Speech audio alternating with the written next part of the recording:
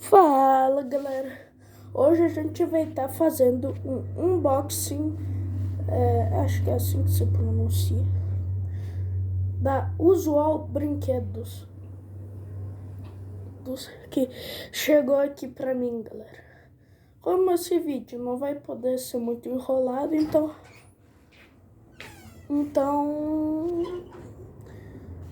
já se inscreva no canal e deixa o like.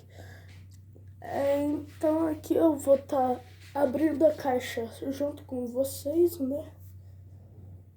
Pra ver o que chegou aqui pra nós, né, galera? E, ó, 1, 2, 3 e...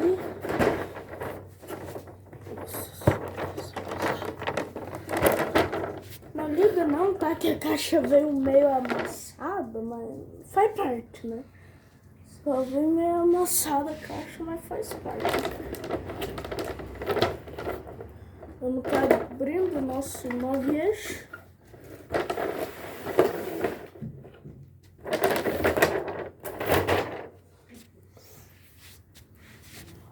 Aí, galera, como que é o 9 eixo? Vamos estar tirando as travas, né?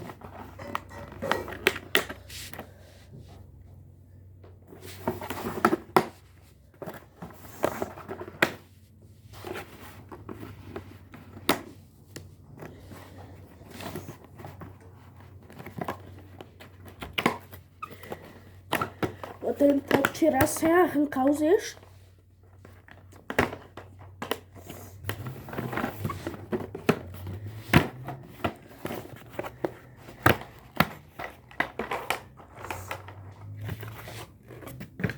E aí, galera, se aparecer comentário nesse vídeo, vocês vão decidir se eu rebaixo ele ou não rebaixo. Mas eu pretendo deixar ele originalzão, né, galera? E um feliz ano novo, né? Que eu fiquei quase um mês sem postar vídeo. Que meu celular tá meio estragado, né? Então é isso, galera. Um unboxing do meu 9 eixo da Usual Brinquedos. Então, tá? Então, tchau, obrigado.